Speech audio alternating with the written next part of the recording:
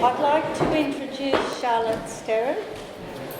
Charlotte's come to speak about the river mainly. It is this year's Yarra Riverkeeper and has been active. I've been watching what she's doing in the city.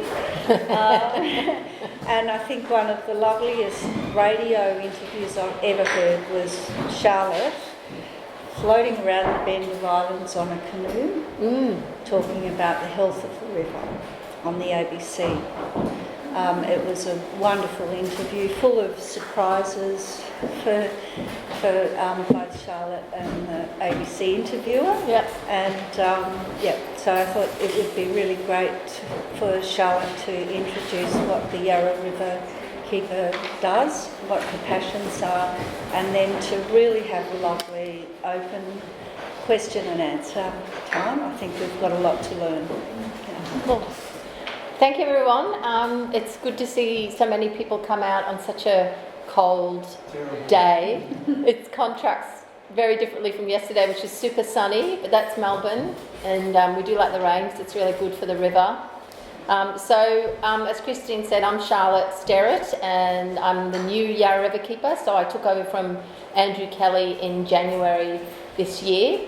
And I should say that Warwick Leeson's here as well, and he's the chair of the board of the Yarra Riverkeeper Association. So if I don't know the answer to the question, I'm going to hand over to him.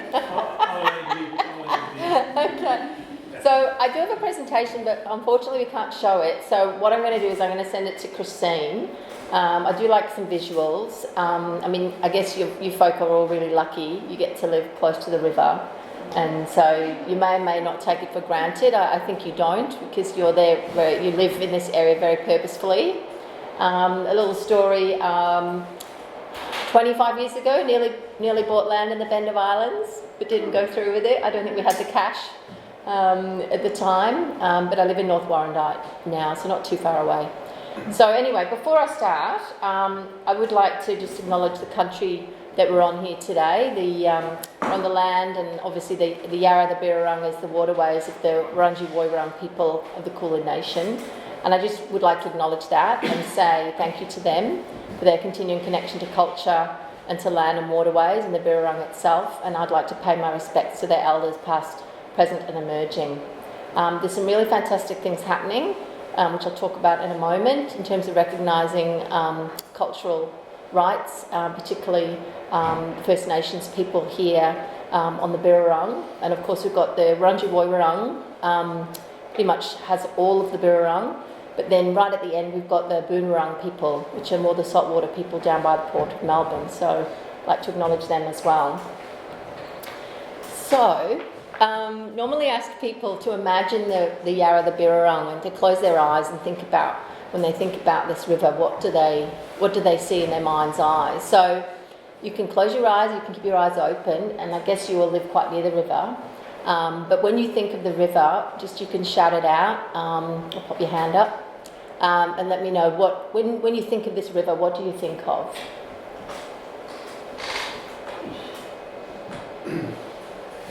Big sound. Big sounds, yeah. Yeah, at the moment there is, because there's quite a bit of water coming down. Variety. And what do you mean by that? It's like varies so much in terms of its surround from way to go. Yeah, that's right. Like it's 242 kilometres long from the mountains up in Mount Baw all the way down to the sea. And some parts of it I know much better than others, but I can tell you it's super diverse in terms of what it looks like.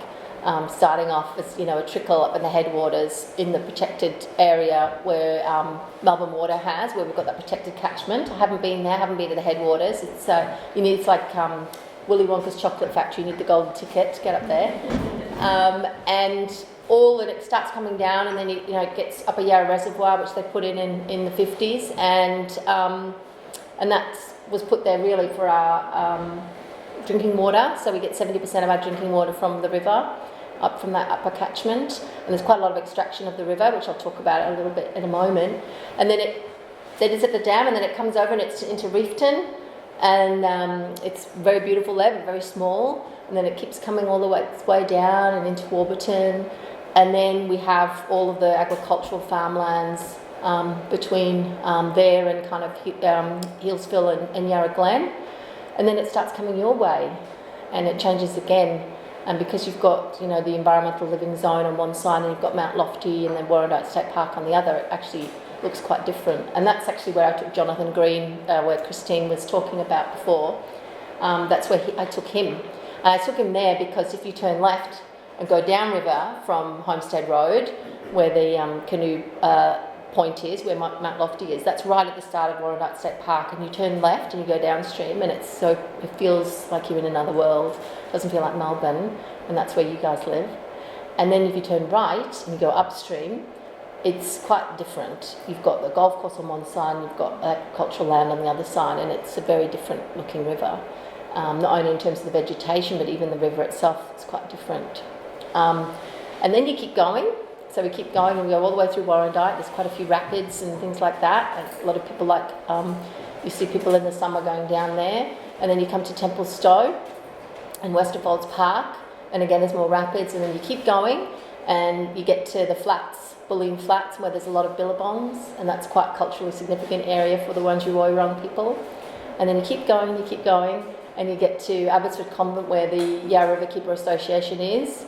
And you get to Dyke Falls just above that. And when you get to Dyke Falls, below that, it's an estuary really, because you've got the sea coming in, and you're not allowed to swim there. It's too dirty. There's too much going on there. And in fact, the river gets dirtier and dirtier as you go downstream. And then you come out and you come all the way through the city, and you pop out in Port Melbourne, and the river looks really different in the city. It's very European looking, very straight. It didn't used to be that straight. It's a very wiggly-woggly river, traditionally. And of course, it didn't used to be an estuary back then. The estuary used to stop at Queensbridge, and that's actually where the Yarra Falls were. And so south of there was all salt water, and upstream of there was all fresh water. And so that's where the division between the Bunurong people and the Wurundjeri people. And now that's gone, because we wanted to navigate the river, so we blew up those falls, and that's where we are today. So there's a history of colonisation and destruction of the river a little bit. Anyway, I waffled on a bit. What else? When people think of the river, what else do they think about? Sadly, rubbish. Rubbish? Yeah. Sadly, yes. Sadly, rubbish. Yes, of course. Like it's not all a good story, is it? Yeah. There's heaps of rubbish on the river. Yeah. Polystyrene is something that the Yarra Riverkeeper Association is really interested in. We just released our second lot of research, and we've got some funding to actually do a bit more community engagement and work with industries around polystyrene. But yeah, plastic is number one, and microplastic, which goes all the way out into the ocean. So I think in our last report we estimated there's about 462 million pieces of polystyrene ending up in the sea, and that's only counts for 15% of the rubbish in the water. So it's a big problem. Yeah, the whole of Melbourne's a drain. So anytime you drop something, it's going to end up. It either gets caught in a litter trap or ends up in the river. And yesterday I was out on the boat and we went into Victoria Harbour, and there was a person smoking, and they finished their cigarette and they just went, popped it straight in the sea. So that happens all the time. What else? My sister used to work for Melbourne River Cruises, and she said there was something strange about the colour of the water. It was more brown than other rivers in other places, but that's only because of a weird sort of stream. Yeah. Two currents or something? Yeah, so they call it the upside down river. And that's more down at the port end, and that's because the salt water comes in, and it's much clearer, and then the brown water it's coming down, is on top, so it's like upside down. But the reason why it is brown, and you'll probably notice if you've lived here a long time, the river seems to change colour all the time. Like I've got some photos where it looks bright orange, and then other times it looks green, and other times it looks quite clear. It's all about erosion. So before white man came, the river was clear. And I always thought, how's that possible? That can't be possible. But it was, because there wasn't any disturbance of the river.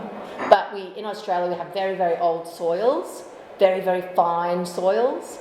and they get suspended in the water really easily. So anytime it rains and there's any soil erosion, it goes in the river and it gets suspended in there. So you know when you pick up the water and then you hold it up, it looks really clear, but the more of that you get, the darker it looks. So it changes all the time. So that's really erosion.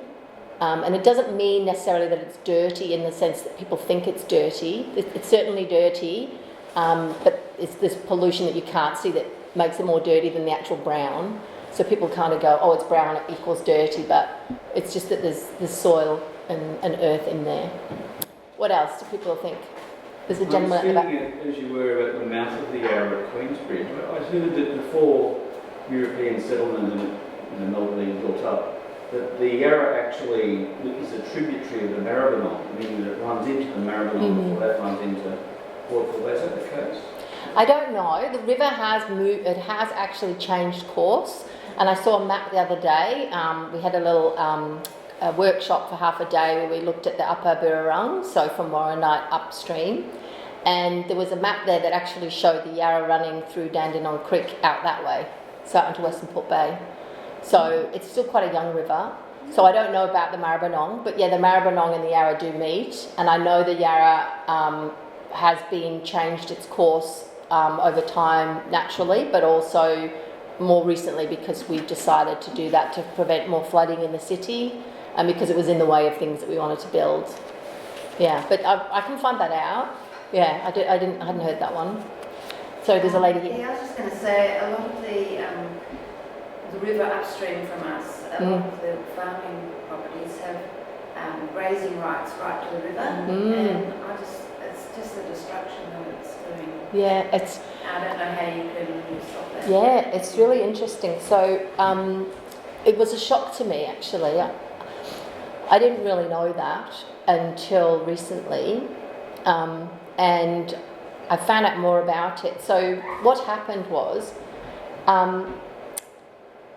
Victoria didn't exist, so it was part of New South Wales, and we didn't have the Crown Land Act. So anyone who settled on the land before the Crown Land Act owned that land. So all the people kind of from Yarra Glen up, and even maybe a little bit before, they own the land all the way to the middle of the river. So there's no Crown land. So if you look up a map of Crown land, you'll see it's a patchwork all the way up. But particularly from there all further up, individuals own that land and they don't, some people give it back. Sometimes it gets bought. Like there was a big piece of land bought through the Nature Conservancy. It went to Yellingbo Conservation Reserve. It was about 100 hectares. Don't quote me on that, but quite a significant amount. But yeah, that's the problem. The only way you get to see what's happening on the river in those areas is if you're on the river. You can't access those areas. So that's hugely problematic. And probably for you living in the Bend of Islands, like you're the first, between there and, between sort of where the agricultural and the wineries start to here, this is where it starts to become more like the river used to be. But above that, it's quite denuded. There's a lot of chemicals and fertilisers ending up in the river.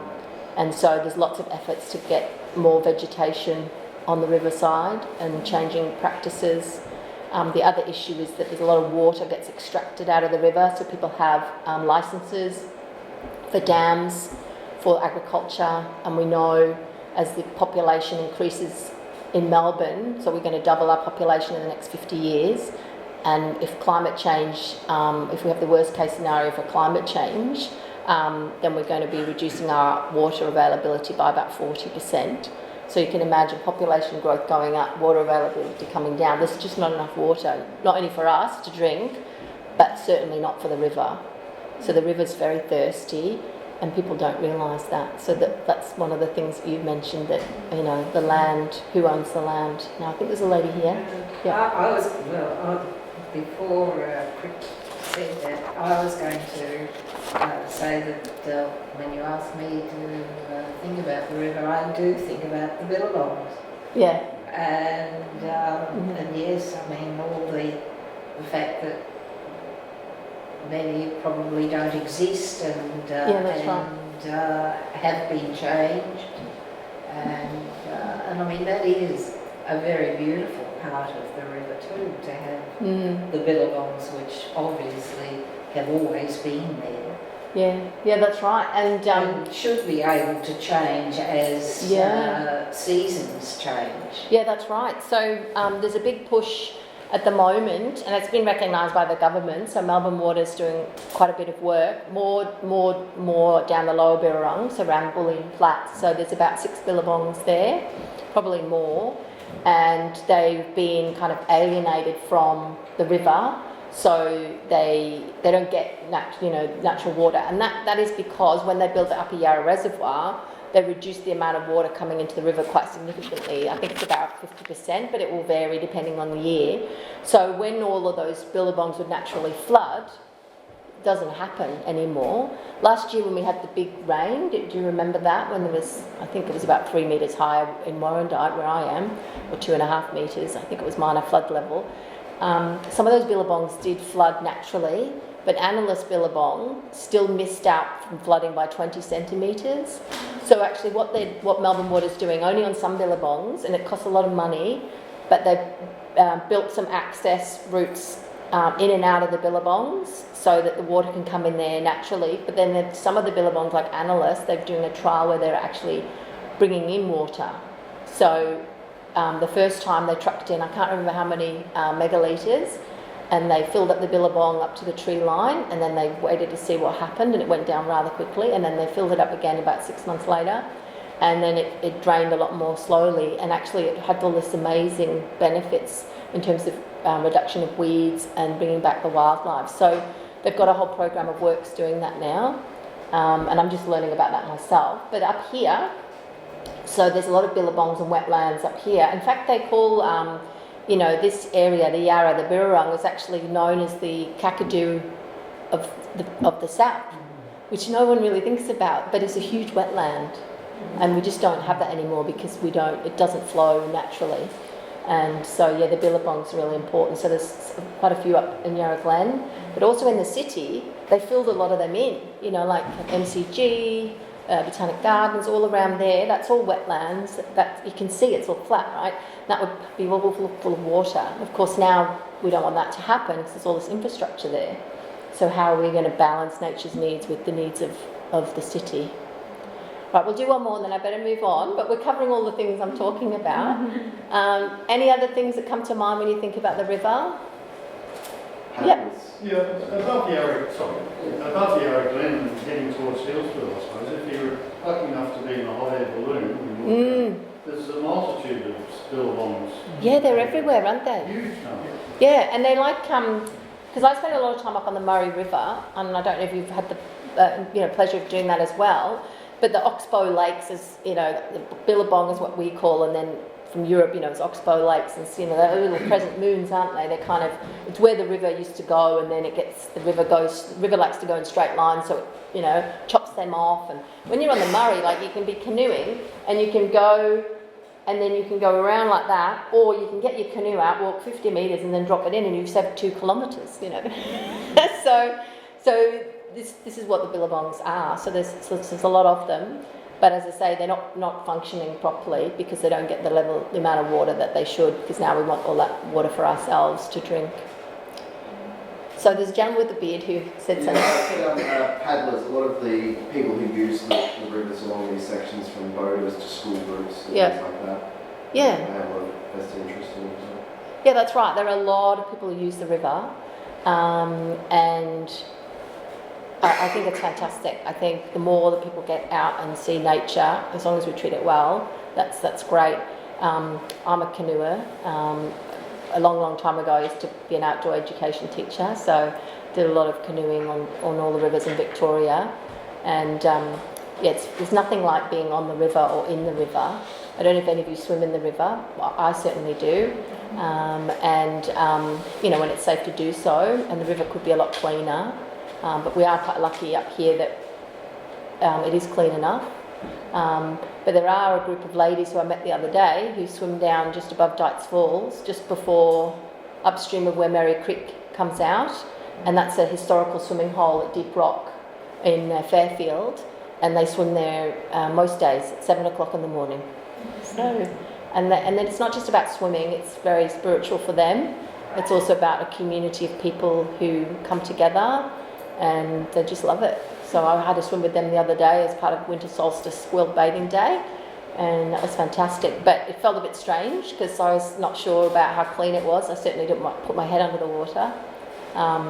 Yeah, so being by the water or in the water is really fantastic for people. So if more people have experiences like that.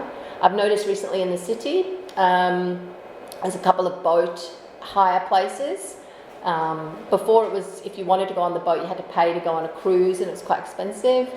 Well, now I see families of people, and not just white people, so, you know, people of Middle Eastern or South Asian origin, ethnicity out on the boat. And so it's lovely to see people. They don't need a boat license. I haven't heard of any crashes or anything. And it's really lovely to see people out enjoying the river. It's really lovely. Okay, so you might be wondering, obviously we all love the river, well I certainly do, but who is the Yarra Riverkeeper and what's this association? So I would just like to kind of hear who's heard of the Yarra Riverkeepers or the Yarra Riverkeeper Association or something like that. So right, okay, so you're all old hats, that's great. It's interesting because wherever I go there's always someone. I was up in Hillsville, Yarra Glen or Warburton, I can't remember where it was, and I was just sitting down having a coffee and someone came over and they were a member of the Yarra Riverkeeper Association and had been for 30, since it was started, which is fantastic. So we're a very small organisation. We have 5 paid staff at the moment, and that fluctuates a little bit depending on grant money. We have a volunteer board, which Warwick is one of the members, and there's 6 people on the board at the moment. And we have thousands of volunteers, well not thousands of volunteers, we have thousands of volunteer hours and some very dedicated volunteers. And we have a Yarra Riverkeeper, which is me since January. So we started in 2004, and actually the gentleman who started it was Ian Penrose, although he told me the other day, because I managed to get him out on the boat, he said it was actually someone else who was doing research, and that's how it all started. But he was the first Yarra Riverkeeper, and he used to live on my street, and that's how I knew about the organisation. And I thought, well, it's a fantastic organisation, but I was doing something else, and then here we are, 15 years later, and I'm now the new Riverkeeper. And before me there was Andrew Kelly, so some of you probably know Andrew Kelly as well, and so Andrew's still involved in water issues, and he's a really good source of information for me, and I've only been in the job 5 months, so I'm still learning. And I said to him, when will I feel comfortable in this role? And he said, never. You're always learning. And there's another gentleman called Scott who's a volunteer, and he's worked on the river for 60 years, and he says he's still learning. So there you go. So as an organisation, we have a vision which is really for the Yarra, the Birrarung, to be healthy, protected and loved. And we want to protect and restore the river from source to sea, and that includes the tributaries. So you may or may not be aware, but the catchment is about 4,000 square kilometres, so it's massive, and it covers about a third of Victoria's population. So we all depend on the river in one way or another. So we're just actually about to launch our first ever strategic plan, which sounds a bit strange after working in this issue for 18 years. But really it's only been recently that we've had more than a couple of people working in the organisation, apart from the board. We had like a riverkeeper and then a committee of management. And so I've come along, and we've got more people now, and there's so many things we could work on. I just was wanting us to, and the organisation recognised this, so I've kind of helped the organisation to develop a strategic plan around these 3 areas of healthy, protected and love. And I'll just explain what we mean by that. So at the centre, I've got these 3 diagrams. You can't see, but there's like 3 sort of circles overlapping, and I'll send this around afterwards. But at the centre is this idea of stewardship and advocacy. So we are essentially an advocacy organisation. We want to bring about change at a systems level and a local level so that the river is healthy, protected and loved. And we do this by improving relationships between people and the natural environment. So for everyone who lives in the Bend of Islands, they come very much to this living here with a very much sense of purpose about having more equal relationships between people and the planet. But that isn't necessarily the case elsewhere, as we know. So one of the things that we do is we provide experiences for people and learning and education, so people can really understand how we can have a better balance between people and the planet. And then we advocate. So we do a lot of different types of advocacy, whether it's talking to politicians, whether we take some of the decision makers out on our boat. We have this fantastic electric boat that can travel between Docklands up to Dights Falls, and we talk to them about the issues. So that would be people like Melbourne Water, Department of Environment, Land, Water and Planning, so that organisation, EPA, Environmental Protection Agency, all the different councils, so there's lots of councils. So I think here it's Nillumbik. It's all Nillumbik, isn't it? Yeah, I'm in Nillumbik as well. But there's a lot of councils that are on the, abut onto the river, and then the catchments as well. So at the heart of our work is stewardship and advocacy. Sorry, go on. Okay. Does that include companies that interact with the river as well? Yeah, it does a little bit. I'd say that's probably less developed. We focus more on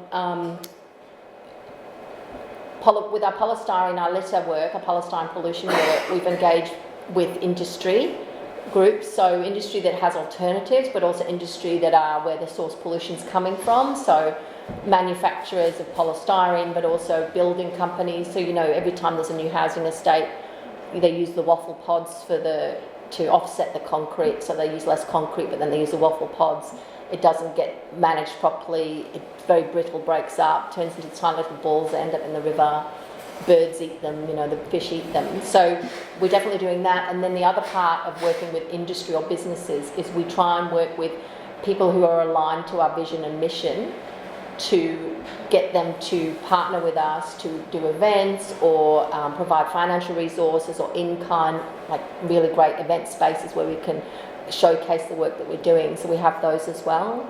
And we just launched a business partnerships platform in March this year to try and get more financial resources into our organisation as well, because we think that we do some really great work and people love the Riverkeeper Association, and we want businesses that we vet and do our due diligence on. If we think they're going to be good partners for us and help spread the message, they can be advocates for us as well. So that's really important. So anyway, back to these 3 circles. Yeah, go on, sorry.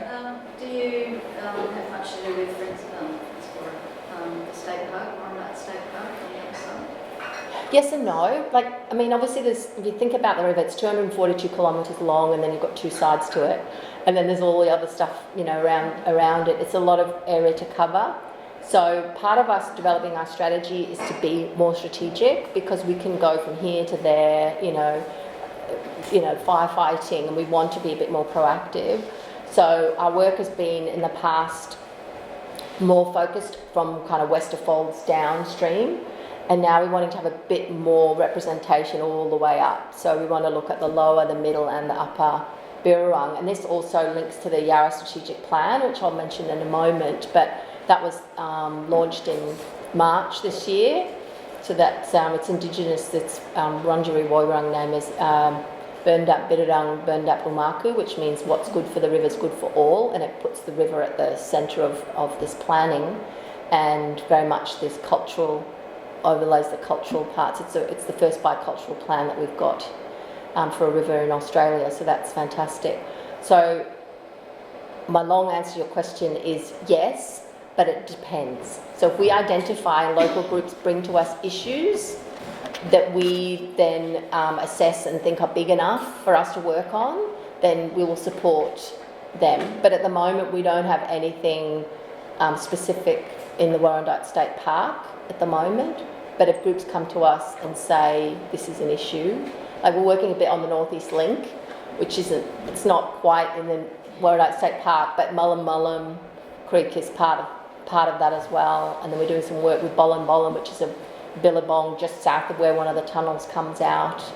So there's a bunch of different stuff that we do that's working with community groups, but we can't do everything. We're still really small, but we we want to build up the capacity and the influence of local groups so they can go and talk to their decision makers, whether it's council or local members or Melbourne Water or Yarra Valley Water, whoever it is, so that you can come to us for advice. You might do the grunt work and we help provide some of that advice to get you going, and then you can check in with us. That's kind of a good model that we work on. Yeah. So we've got 3 areas. So healthy is really about having a river that fulfills its ecological functions. Protected is about having a river that has effective legislation, but regulation and enforcement. So while we've got the Yarra Strategic Plan at the moment, and we've got a Yarra Protection Act, so on paper, the river's in a really good place. Like, it all looks fantastic. It's like, so how's that implemented? How is that enforced? So that's where these things kind of fall down a little bit. You know, even though we have planning controls between Warrandyte and Richmond, it doesn't mean the developers don't try and push the boundaries and, you know, try and get amendments to the planning so that they can have the maximum height building as close to the river as they possibly can. So we try and do all those 3 things together. So everything we do, we try and make sure that it's going to contribute to the health of the river, the protection of the river. And then the third area, which is really important, which I think came quite a few years back, is this idea of loved. So it's very hard for people to care and look after something if they don't know it and love it. So we really want to help people understand the river ecologically, socially and culturally, so they get a good understanding of what's good for the river is good for all. So we try and wrap that around everything we do. So we do a lot of things like planting events or weeding or litter pickups on the river or beside the river. We come and do talks to community groups like yours, a whole bunch of different crazy things. Like last week, we, as I mentioned, for World Bathing Day / Winter Solstice, they fall just a day apart. And of course, World Bathing Day is obviously a Northern Hemisphere thing, because when we do it down here, it's very cold. So we did a fun activity where we got some media, Sammy J from the ABC Breakfast Show, and he came down to the river, and we got about 30 people, locals and other people, and we swam in the river. And we really tried to talk about why we want to have a swimmable river, why everyone should be able to swim in the river. Because if everyone could swim in the river, all the way from source to sea, that's not just about people. All the plants and animals and everything that relies on the river to be healthy is going to be good as well. So we might be doing it for ourselves. That might be the hook to get people interested, but actually that's not the reason necessarily why we're doing it. So we do things like that. So lots of events. The events are really about that community engagement, getting people in, understanding the river, really feeling connected to it. And that's also why we engage with lots of different community groups and help set up new ones as well. So I mentioned this before, so there's 6 people in the organisation at the moment. So we've got Corinne, who's our CEO, and Corinne's been around for a couple of years, probably 3 years actually. And so Corinne and I, we kind of manage the overall operations of the organisation. I very much concentrate on the advocacy side, and that's really why we got a CEO in, is because the Riverkeeper ended up doing a lot of the operational stuff and not be able to concentrate on the advocacy. And then we have an admin finance person, and that's Kat. So she helps with the day-to-day running and does some of the community engagement. And then there's myself, the Riverkeeper, and then we've got Anthony, who's our letter officer. So he focuses on the polystyrene work, and we've got some grant funding so he can continue in that role. And then we actually have a full-time volunteer who manages our regeneration work. So all the work that we do with groups along the river, and we have 11 sites of our own, he manages that, and he's a retired gentleman who's a landscape architect, and he takes on all that work, and so we wouldn't be able to do that without him. And then we have Nikki, who, and someone mentioned the Maribyrnong before, so Nikki is our Maribyrnong officer. So we're investigating the possibility of having a Riverkeeper Association for the Maribyrnong. It's in a much worse place than the Birrarung, the Yarra, and there are existing groups on there. So this year we're basically going to be developing a strategy, and hopefully community groups along that river and that catchment will want to have something like that, where we can have more focus on that particular catchment. There are lots of catchments in Victoria, and we're part of the Concerned Waterways Alliance, and every time I meet with them, I get a bit of a reality check, because the Yarra's like the golden child in that everyone knows about the Yarra, the Birrarung. It's like the number one in terms of, status. There are so many other rivers and catchments and waterways, and they've got serious problems as well, and some of them much worse. Some of them are actually dying, so it's not, the Barwon would be one example. Gippsland Lake's huge problems because of the mines and what's happening there. So it's good to not only think about the Yarra Birrarung, it's about how we are connected here in Victoria, but then also to the rivers in Australia. And then also, I should say, the Yarra Riverkeeper Association is one of 350 plus waterkeeper associations around the world, which are in 49 countries. Half of them are in North America. That's where it started in the 80s, but there are plenty all around the world. And so we would like, as one of the strongest groups in Australia, to help other riverkeeper groups and waterkeeper groups grow in Australia. And there's actually going to be a new one, and they just launched last Friday, called Richmond Riverkeepers, and they're based in Lismore. And they actually have the Wilson River and the Richmond River, I think, that come into there. And of course, we all know about the flooding that's happened up there. So they've had enough, and they're wanting to do more work with them on there. So it takes a lot of people to do this work. So I guess what I'm trying to say is that we believe in collective impact. So you can achieve so much more with others than you can by yourself. So while we're a Riverkeeper Association, we only work because we have all these hundreds of groups and interested people and other organisations who want to look after the river as well. And we have some key values which are in our strategic plan, and the collaboration and learning is really part of that. So collaborating with others, learning from each other and sharing that learning more broadly, being transparent and accountable about what we do. So obviously we have a website and all our socials and stuff, and we have annual reports and we get audited, but we try and be as transparent as possible about what works and what doesn't work. And then the third area, which is actually really important, is this idea and the work that we do towards First Nations reconciliation. So recognising all the harm that's been done to the river that is, belongs and is the custodians, the Wurundjeri Woiwurrung and the Woiwurrung people. What can we do as an organisation to be a proper partner and ally with them, particularly around the implementation of the Yarra strategic plan? And so that's going to take quite a bit of effort for us to do, and we've been doing that anyway, but being a bit more strategic about that and having it throughout all of our work, not seen as just a standalone component. Charlotte, Yeah. do you think the association has built up enough kind of credibility to be taken seriously by all the external agencies involved in it? Because it seems it's such a huge... Yeah, no, it's interesting. Yeah, for such a small organisation, and Warwick can speak to this as well, but coming in as a new person, the brand, if you want to call it, of the Riverkeeper Association is very, very strong.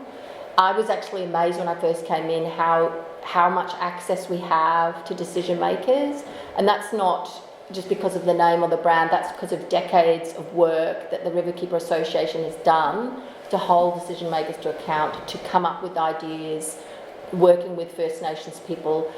We really are the community voice, and by that I mean we're very linked to what the communities are doing, and having those boots on the ground, so to speak, the people who are in, like, say, the Bend of Islands, or all these friends groups or land care groups or individual groups, means that we speak with authority and we have that on the ground experience. We're not sitting in our lofty tower developing policies that don't really connect with what's happening. So I think that carries a lot of weight. And then we've also been very good with media and advocacy and policy and doing really good research with others, not by ourselves. We can't do it by ourselves. We have to partner with others, and on a very small budget as well.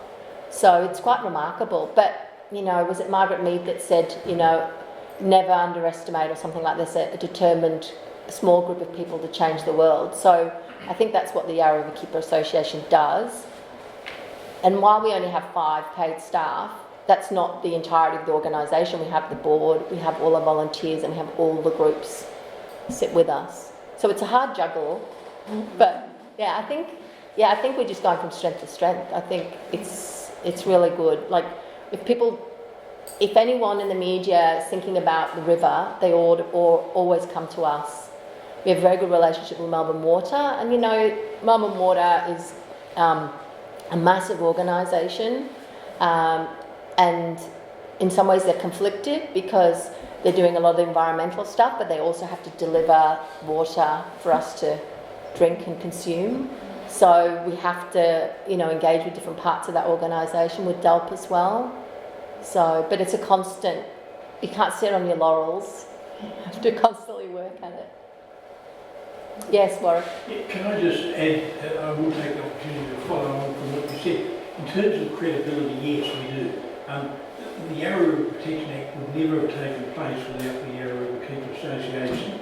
In the lead up to the 2014 state election, the Yarra Riverkeeper Association took out the then Shadow Planning Minister Brian T.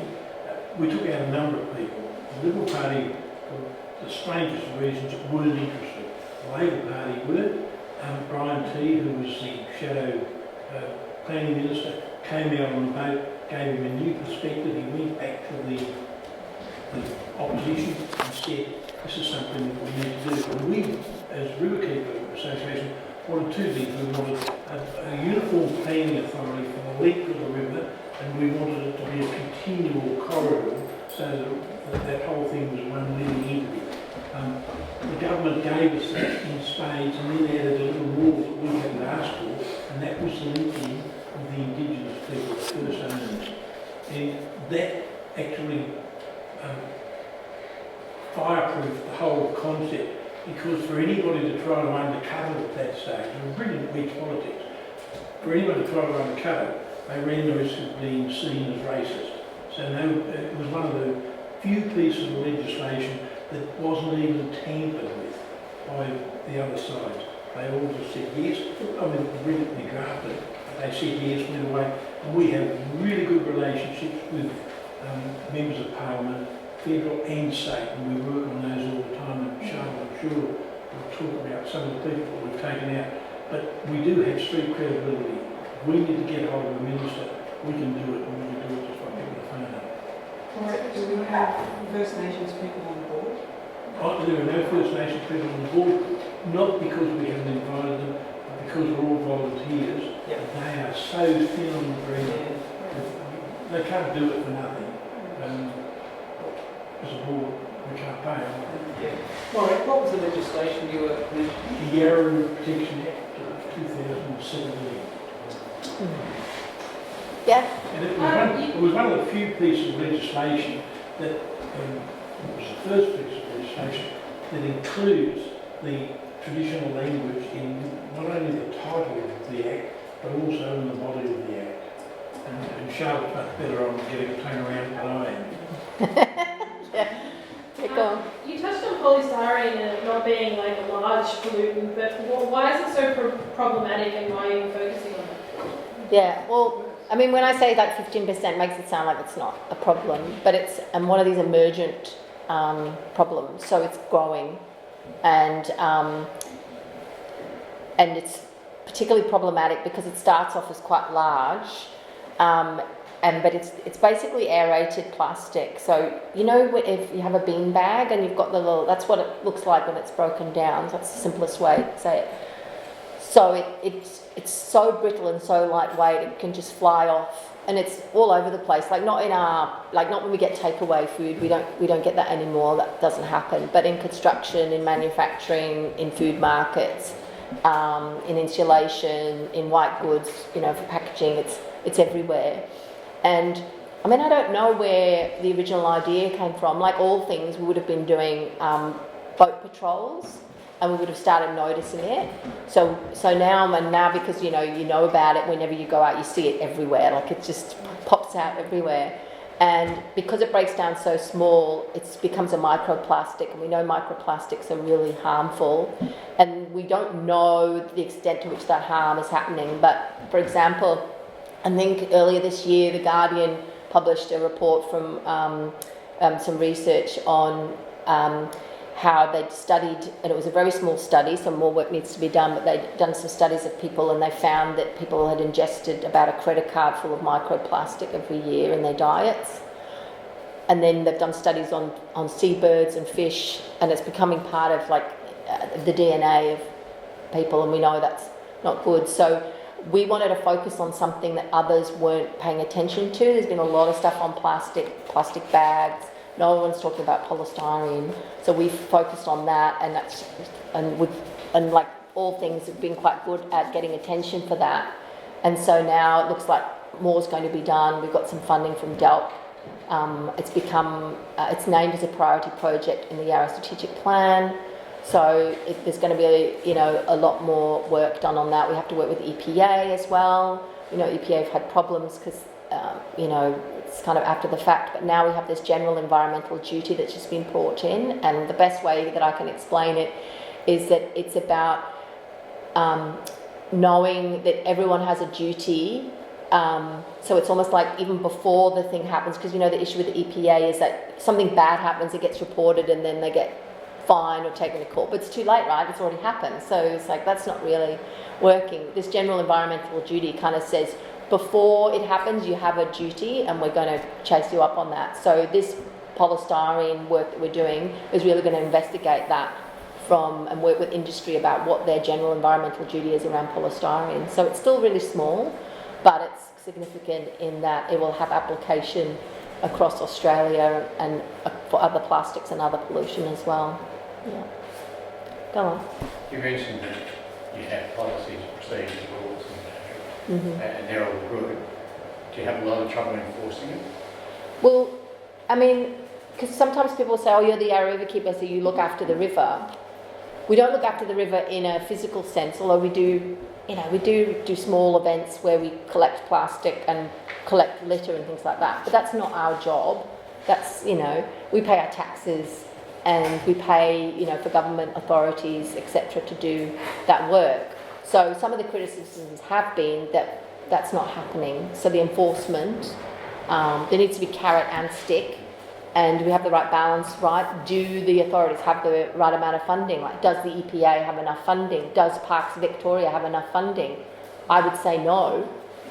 So we've got the balance wrong. We always put the economy first, then it's kind of people, and then the planet or the environment gets, the dregs. And we're still seeing that happen. Yeah, so how do we get that balance right? And how do we because we can't have an economy without the environment, because everything, all starts from the earth, right? And we've kind of forgotten that over time. And climate change is an example of that, because all the environmental destruction and degradation that's happening around the world, the climate crisis that we've got, is because we've forgotten about first principles. So while it's not our responsibility to do all that, we do our part as an advocate, and we do some of the work as well. But yeah, we're not. When people say, "Oh, you're responsible for the whole river," that makes me quite frightened, because that's a large area. But we definitely feel responsible for speaking out about the issues and advocating for the bigger issues, and then helping some of the more local issues that are good case studies of what's happening more generally. Yeah. Okay, so I'm going to talk about the Burndapp Birrarung, Burndapp Umaku, which is the Yarra Strategic Plan. And I said before, it's a Wurundjeri Woiwurrung title, and it means what's good for the river or good for the Yarra or the Birrarung is good for all. And I really like that it's not just a title, it's like a sentence that basically tells you what you need to do without even reading this 300, 400-page document, because it's really large. I should have brought it with me. But it's a massive, massive document. And I actually had a little scan to see how often Bend of Islands was in there. So how many times do you reckon in a 300-page document Bend of Islands would be mentioned? 10. 10, all right. Any more takers? Actually, 5? No. Yeah. 7, I hear Warwick whispering. 72. 72, oh, you're a very optimistic fellow. It's actually 11. And you kind of go, oh, that's pretty good. but then when you read it, it's like, 11, and it's all a bit vague, really. Yeah, it's all a bit vague. So one of the areas that we are working on further downstream is the Bollen Billabong, which is near Bulleen. It's sort of north of the freeway. I don't know if you know Bulleen Art and Garden Centre, but it's just below that. So it's on the south side of the river, and then there's Annalise Billabong on the north side. So they're all part of this kind of, and that's really significant. But that also doesn't get lots of mentions either. So don't feel left out. But Bend of Islands is listed as one of 10 places of cultural significance along the river. And actually, I'm going to go back. Sorry, I've jumped ahead. So go back to the strategic plan before we go into the Bend of Islands part. Just to say that it is a plan of first, and I think Warwick said that before. It's basically the very first plan that we have in Australia to protect and enhance this river and its parklands as one living integrated natural entity. And so this idea of one living natural integrated entity came from the Yarra Protection Act. So the Yarra Strategic Plan kind of says in more detail what that looks like. So that's really important, because before the river, and in practice this is still happening, so this has to change, the river's kind of divvied up into individual sections. And with waterways, they don't respect boundaries, right? River flows. So what happens upstream affects downstream. So we're trying to look at the river as a whole and say, how can we look after it as a whole rather than chop it up into separate bits? And it was the first plan that was developed in collaboration with the Wurundjeri Woiwurrung people. And it's really about respecting and supporting traditional owners to co-manage the river and its land. So one of the things that was created as a part of this was the Birrarung Council. Now, we're lucky because Warwick's on that. He's not on there as a riverkeeper person. He's on there as a community representative. But the Birrarung Council has Wurundjeri Woiwurrung and Boonwurrung places on it. And it's really there as an advisory to really keep everyone in check and say, is what we say we're going to do actually happening? Do you want to talk a little bit about it? Yeah, we've got two roles on the Birrarung Council. One is advisory, as Charlotte says. The other one, we actually have a whip that we can use. We are responsible for ensuring that the Act is in fact being carried out. And it doesn't matter whether it is the state government, whether it's local government, whether it's stakeholders. If they're not carrying it out, then we have to advise the Minister that X is not carrying it out, and the Minister is required to go to X, no matter who X is, and make sure that the Act is carried out, because it is the law, LAW. So it's still in the early days. So how long has the Birrarung Council been around for? Birrarung Council was set up in 2017. Mm-hmm. Runs for 4 years. The majority of us have just been reappointed for a further 4 years. Yep. It's a ministerial appointment. Yep. And we require, now that the Yarra Strategic Plan is out, to make a report to the Parliament of Victoria that's got a table, and that will be done around about September. Yeah. So the Yarra Strategic Plan has quite a few years to be developed, and I think about 2,500 Victorians helped develop and shape the vision for the river, and it was divided up into 4 parts. So there's a whole community vision document. You can look it up. It's fantastic, and it really recognises the central importance of the river to everyone's lives, particularly Wurundjeri, but also other Victorians. And this idea of having a spiritual connection as this living integrated entity or ancestral being, as you will. Some examples of things that have already happened, even though the plan's just come out, there's work been going on for quite some time. There's been some mapping of some of the values and land uses along the river and what's to be protected, and you'll see that in the Yarra Strategic Plan in terms of some of the priority projects.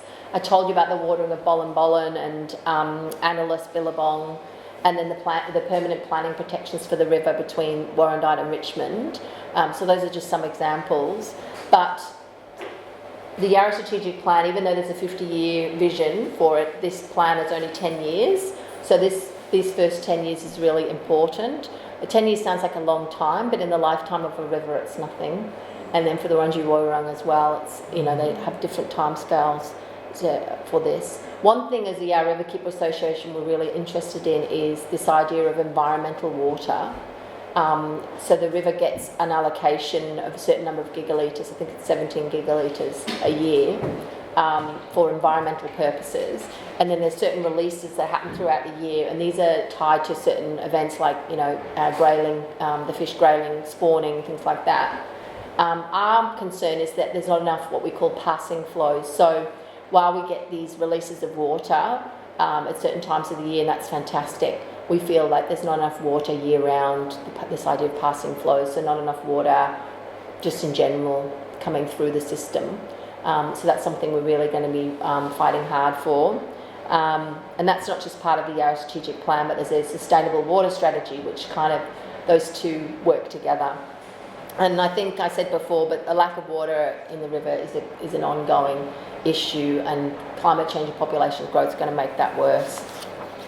So, back to Bend of Islands. All right, so sorry I jumped around a bit. So, the Bend of Islands is named as one of 10 places of cultural significance, and there's a whole bunch of others, but we don't have time to go through them. But I thought that was fantastic. You're in the top 10.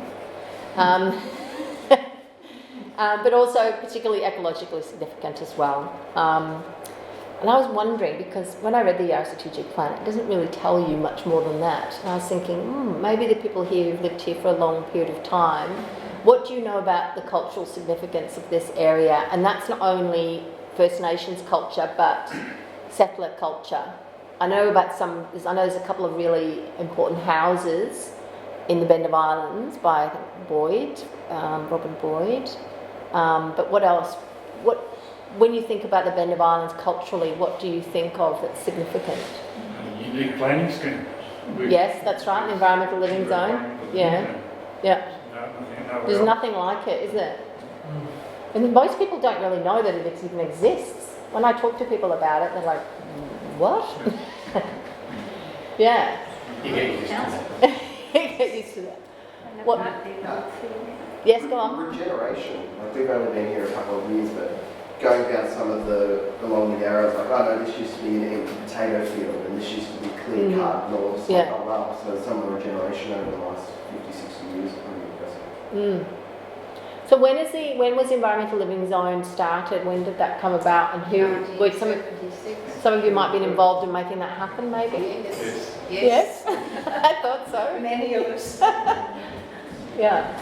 That's been my life. Yeah. When was it? 1976. 1976. Yeah. But I came in 1978. Yeah. It was already being talked about. Yeah. And well,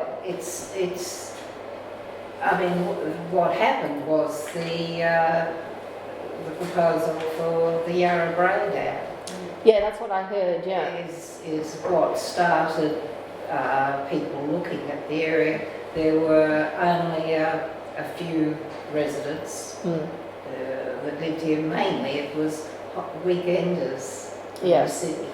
A few artists, that sort of thing, and then working obviously with going to stop the area being flooded was the purpose. It's interesting how when people coalesce around a thing, and then it turns into a much broader movement. Well, and that actually then started the Bend of Islands Conservation Association, grew out of that group that fought the dam. Yeah. Because they then, when the dam was got to go ahead, people said, well then, what are we going to do? We've got it's now recognised as being an important ecological area, and so the idea of the notion of, well, let's make it a like living in a national park. Have some restrictions on what people can do so that we can protect it. Yeah. And that was really a number of people like Neil Douglas and Tim Ely and Mal McClure was he was the leader of the fight to stop the Yarra Brain. It was his work that's stopping the Yarra Brain. And then there's a few other people that then picked it up.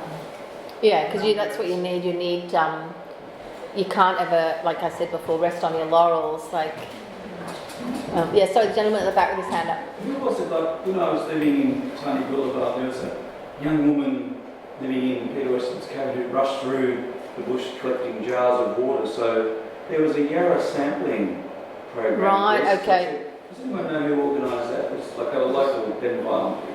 Through the council.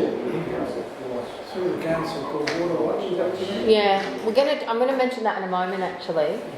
Okay, all right. Well, that's a good segue actually, because I'd love you to be able to see these what I've got here, but I've been tracking down some information for you about water quality. So I think that was one of the things Christine asked me about. Unfortunately, there's not that many spots. Like, it would be great if you could, like, I would love it if you could do water quality samples right at the beginning of the Warrandyte State Park, you know, where Matt Lofty starts, and then down at Warrandyte Bridge, and then you could, like, see what's the difference, like, what's happening in this part that, you know, is helping. Just about water quality, if you're tracking them down, did you get the tracking for when the golf course was developed? No. Because all that... no, and that's the sort of stuff we need, I think. I mean, if I had time, it would be good to do that. But if there's interest in this group, that could be a project that we could look at doing, if there's some people who like doing some sort of research. But what I did track down was I got them to... well, I'll go through it. But first of all, I looked at water quality.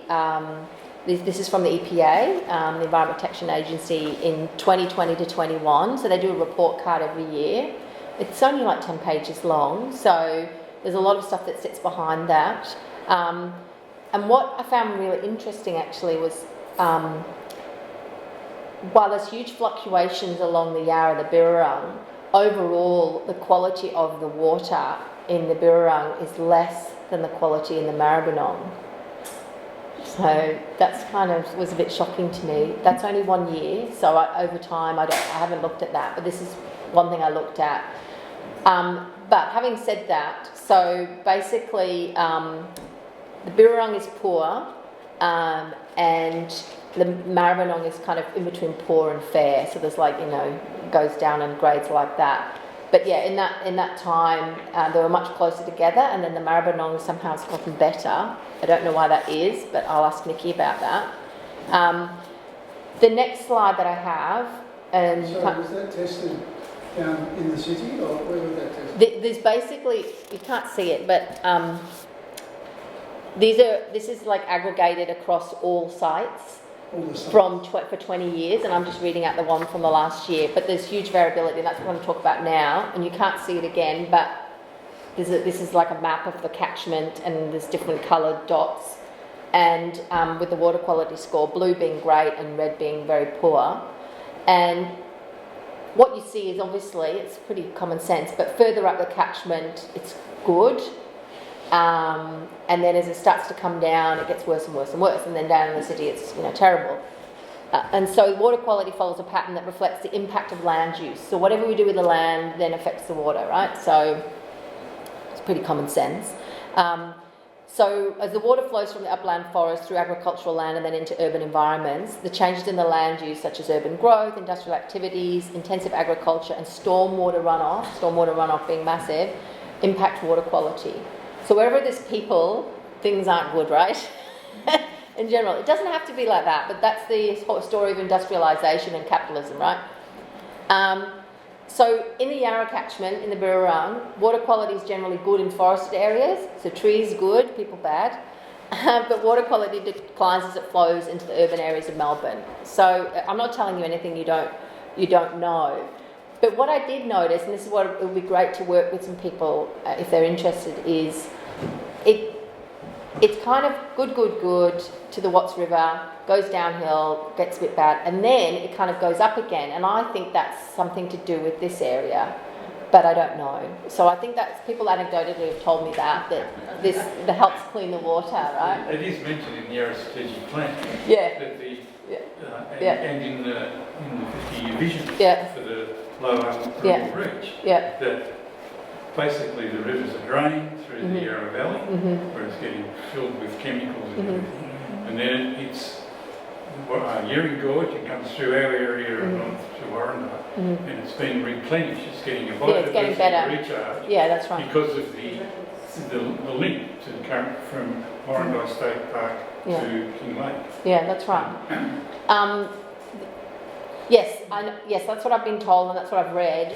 The issue is that you've got Brushy Creek as well, and Brushy Creek starts almost just before here. Brushy Creek's coming the other way, it's Yeah. coming from developed areas. Yeah, that's what I'm saying. So that's going to make it worse. So anyway, it'd be good to investigate a bit more detail, but we don't have all the sampling sites that we would normally have because we don't have Water Watch anymore.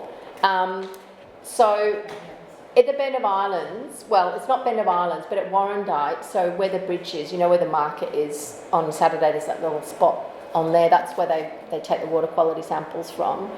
And it's getting better. So while overall the Yarra's getting worse, actually this part, so this correlates to what you're saying, is over time it's gone from in the 2000s being very poor, which would correlate with the drought, the millennium drought, and it's slowly getting better and better, and now it's at good, between good and very good. So that's the water quality index. Yeah, go on. Is that because Melbourne Water has started to change their practice and realise that they need to let water go through rather than... It will be a whole bunch of things. It'll be like so many things, and this is why it'd be really good to do some research on it. And if you're not sure what the water quality index is, it has different indicators of water quality: dissolved oxygen, nutrients, pH, water clarity, salinity, metals. It doesn't say anything about E. coli. I think E. coli is in there. Maybe that's more to do with the EPA. I'm not sure, but anyway.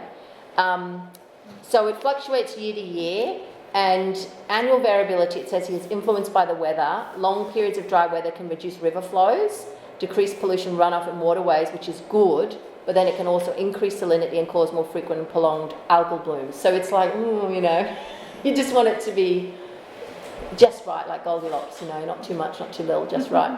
Yeah, go on. I don't know what years that was, but Melbourne Water and Manningham and Normandy have done an enormous amount of green veg. They're taking out the white willows yeah, that's and right. other natives and putting masses of other trees. It just doesn't look the same. Yeah, that's right. I mean, I'm in Warrandyte, and I remember when they did the willow removal program, and people were up in arms. Yeah, because it doesn't look nice when they first do it, but then it's better in the long run. There's actually a private property. The heck's it called? Where opposite Laughing Waters. What's that area called? Anyway, it doesn't matter. And there's like about a 4 kilometre stretch of willows, but it's all on private land. So they've removed everything except this one bit. So they've got to work with that landowner to persuade them that it's going to be a good thing. But yeah, there's huge amounts of work going on. But yeah, I don't have that detailed data. You can't see, but you can see like in 2000 it's down here and then it ends up here. So, and that's just the Warrandyte one.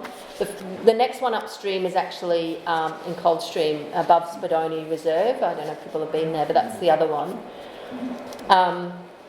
My understanding is the Yarra Gorge one's no longer operational, so that would be a little bit closer. I need to check that because I feel like that would be an important one, but when I looked at the water data, I couldn't find anything after 2003, so I don't know. Well, Spadoni's Reserve would be still a good comparison from upstream, because that's basically downstream of nearly all of agriculture. Yeah, that's right. Yeah, so that's what you want to do. You want to catch what's the difference between when the agriculture kind of finishes and then all this re-veg, what impacts that has. Yeah. With the changes in practices, when was the last time they looked at what the things that they measured in the water quality were? Sorry, say that again. When did they last look at what sorts of things could be affecting the water quality, or what the water quality could be affecting, like food chains? I don't know, but bear in mind I've only been in the role 5 months, and it's stuff that I'm really interested in, but I just don't know. I mean, Andrew Kelly might be able to answer that question. Sarah Gaskell, who works at Melbourne Water, she's in charge of environmental water. She knows a lot. Then there's also the EPA. There's a couple of different agencies involved. So it would be really good to do a little project on that, I think. So I'll just keep moving because you can't see this graph. So then this comes to Water Watch. So I think it was mentioned before. My understanding is that there used to be a data collection point at Whitton's Reserve, which is like right at the beginning of the Warrandyte State Park. So like if I was going to pick a spot to test the water, that would be the spot, because that's basically right at the end of the agricultural land and the start of Mount Lofty and Bend of Islands. But it's not been monitored since January 2017. And I don't know who was monitoring it, but it would have been local community groups. So Water Watch, if people don't know, is the community. The communities collect the water samples, and you know, you told that story about the lady carrying the jar. Well, she would have been part of Water Watch, I suspect. So basically, there's this fantastic. You can go on to Water Watch, you can just look it up, and there's a data portal, and you can see all the data collection points all across Victoria, and there's huge amounts. But actually, on the river near where you are, Whitton's Reserve is the closest one, and then the next one's down in Warrandyte, I think. There's a whole bunch that are on tributaries like Brushy Creek and Plenty and all sorts of Watson's Creek. There's people doing that, etc. I didn't have time to look at that. But just to say that Water Watch, if we could reinvigorate Water Watch, that would answer a lot of your questions, I think. So it's been in operation since 1993, and it's part of Melbourne Water. And it's really that idea of citizen science. So you learn from others who are doing this work, etc. But I think it would be something quite good. So anyway, this brings me kind of to the end in terms of actions. So one of the questions I got asked is, what could we do here in the Bend of Islands? And I'm not going to tell you what you should do, but because you will know more than me about what your needs are, I can talk about the bigger picture issues. And by all accounts, you're doing a fantastic job anyway. So. But at a local level, obviously we've got friends groups and land care groups, and you'll have your own version of that here. Keep doing that really good work and doing stuff along the river, planting the right types of species, preventing erosion, those sorts of things, really fantastic. But then you can also look at like the bigger picture issues, and that's where we would come in as the Yarra Riverkeeper Association. So some of the stuff that you're doing, when you aggregate it together with what other friends groups are doing, that can tell a really big story of impact about why community level action is really important and why that sort of work needs to be funded more. There will be funding as part of the Yarra strategic plan, but it's kind of coming through councils, and then it just kind of gets a bit bitsy. I'd like to see less bureaucracy and more money going direct to community groups, and something coming straight from the state government, direct, like a community level stuff. When I worked overseas on climate change and environmental stuff, we managed to advocate for some community-based adaptation grants that went straight to NGOs, and unfortunately we did the first phase, and then Tony Abbott came into power and went and we're still recovering. So things like that I think really important, and actually Labor, before they came into power, and they formed government back in November 2021, they got a $200 million Urban Rivers program, and part of that's for communities as well. We haven't really heard much more detail about that, but that would be something. Now, as part of this governance structure of the Yarra Strategic Plan, they've got the Yarra Collaboration Council, and each of the councils, and I can't remember how many there are, but Nillumbik is in that. So they'll have a point person on that Yarra Collaboration Committee. Now, one thing I do know they're looking for is they've got to put forward projects that will contribute to the Yarra Strategic Plan, and they're looking for them all the time, particularly now. So how could you get more active and talk to the Nillumbik Council, either through the Environment Committee or directly through the Yarra Collaboration point person, so we could find out who that is. I don't know who that person is. They're still kind of sorting themselves out. But I did meet with the one from the Yarra Rangers the other day, and I think that would be a good inroad if people are interested in that. Doing particular projects, if you've got links with the Wurundjeri Woiwurrung Cultural Corporation or individuals who are Wurundjeri, then there are ways to identify and protect the cultural values associated with the Bend of Islands. So I think, given that the Bend of Islands mentioned 11 times in the plan, there's opportunities there as well.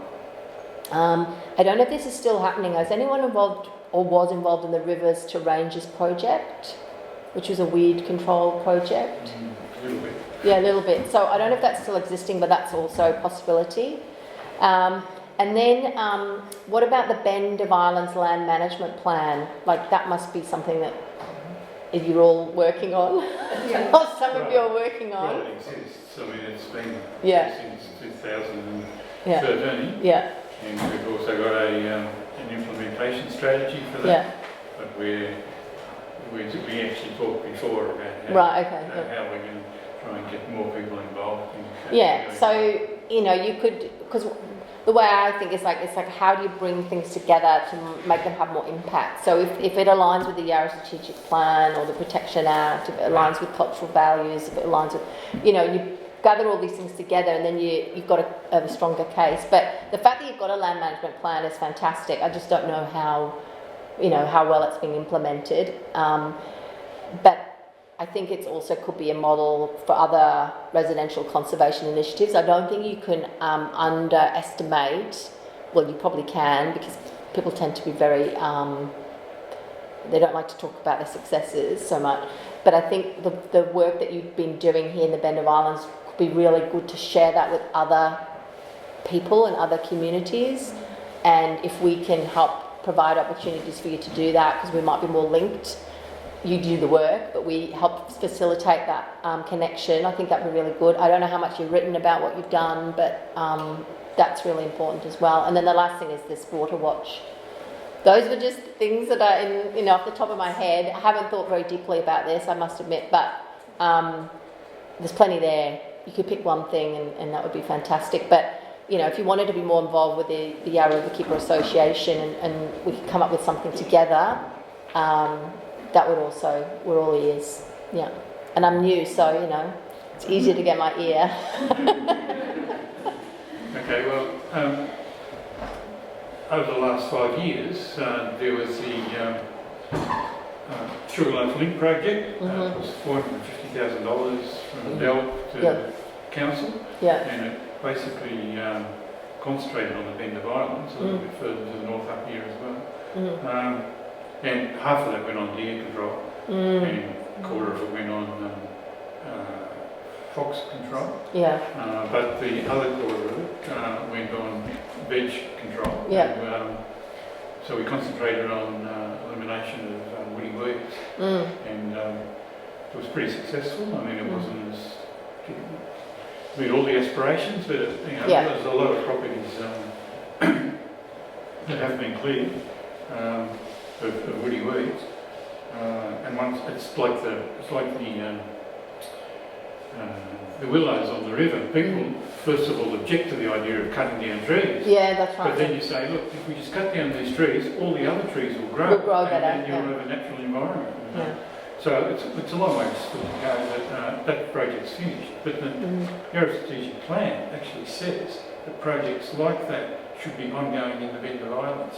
Yeah, I think that if I was you, my starting point would be, this is if you're focusing on the river, and you're right on the river, so I assume that's what you'd be looking at, is look in the Yarra Strategic Plan much better than I have, and then come and talk to us, or talk amongst yourselves, then come and talk to us, and say, we think this is possible, and then, then we go to Nillumbik, the Yarra Collaboration Committee person in Nillumbik as our first port of call.